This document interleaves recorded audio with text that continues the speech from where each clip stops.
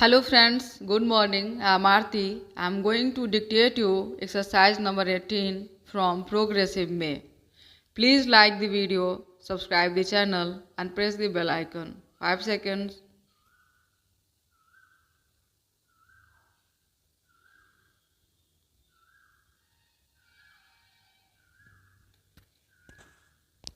Start. 11 days ago, on International Women's Day, we reaffirmed our commitment to the economic empowerment of our sisters and mothers. Today, I am happy to announce that for the poorest women, substantial progress is being made to provide them financial security. Educating girls is the most valuable investment that any country can make in its future.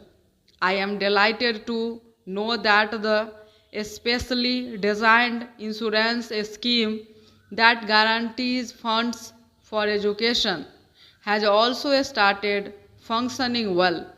On August 15 last year, I had told my fellow citizens that my government would launch two new insurance schemes for the benefit of the women of the country now.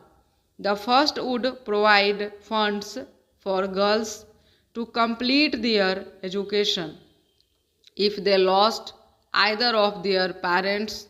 The second would provide an income to women who lost their husbands or who became disabled.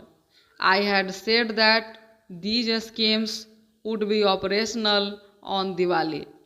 Thanks to the hard work done by the General Insurance Corporation and its 4 subsidiaries, this deadline was met.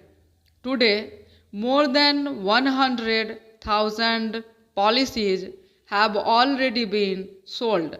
Friends, Bharat Ratna Dr. Amartya Sen, who won last year's Nobel Prize for Economics, has long said that government must invest much more in the social sector and that education for all is the first priority of every developing country. These are my beliefs too. While the provision of education is the responsibility of the states, the center can and must do everything possible to assist them in fulfilling this obligation.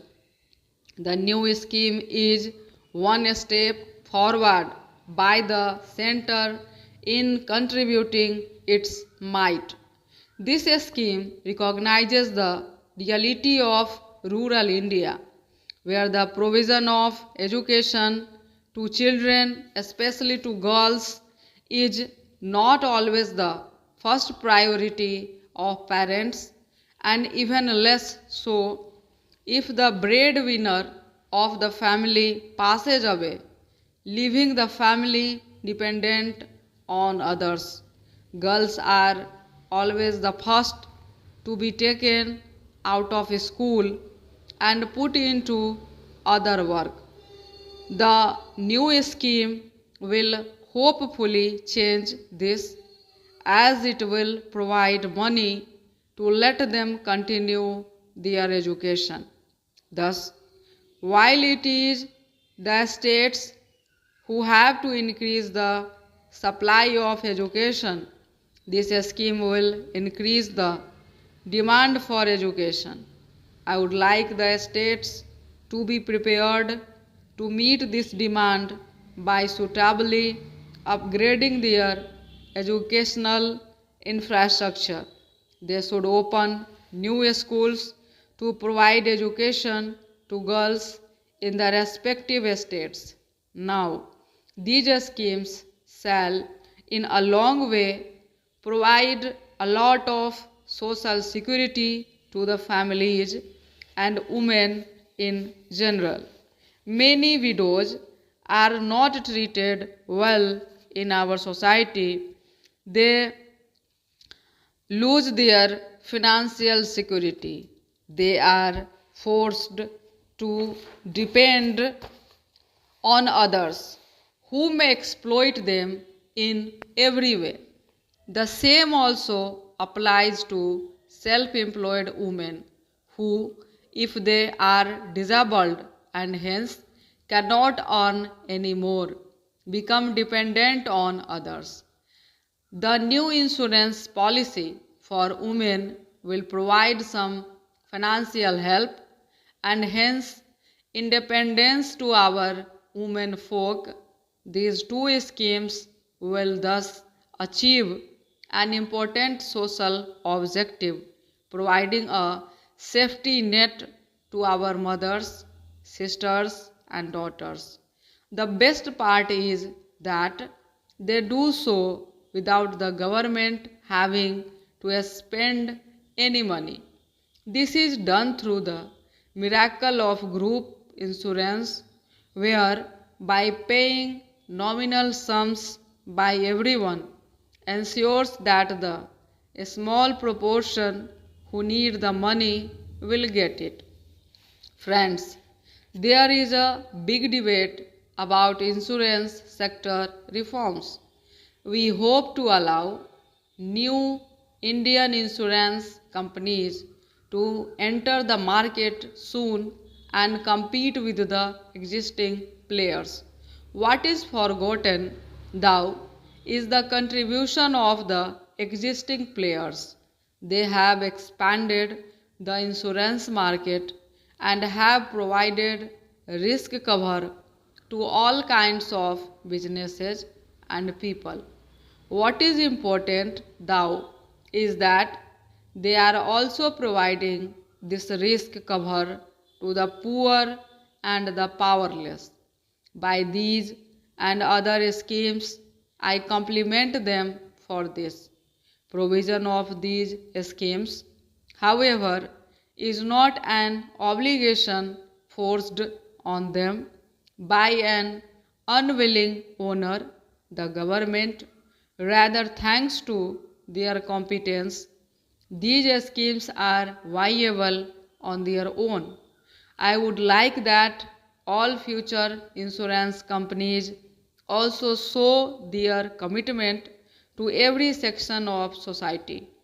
They must compete with the existing players in providing better risk coverage to the well-off. At the same time, they must also compete in providing coverage to the poorest. Making new insurance schemes a success will, however, require the participation of the state government in a big way. They can and must take coverage of their residents in a larger way. For instance, every Gram Panchayat can insure all its girls and women, and so can every municipality. This will earn them a discount. Insuring 1 crore girls will cost only Rs 8 to 14 crore a year, which every state can afford. Insuring 1 crore women will cost only Rs 5 to 6 crore, which again every state can afford. States must also collaborate with the General Insurance Corporation and its affiliates in ensuring better delivery of these schemes. No widow or disabled woman or orphan girl should have to go to some distant office and furnish all kinds of papers to some uncaring official to show that she is eligible to receive the benefits. Stop.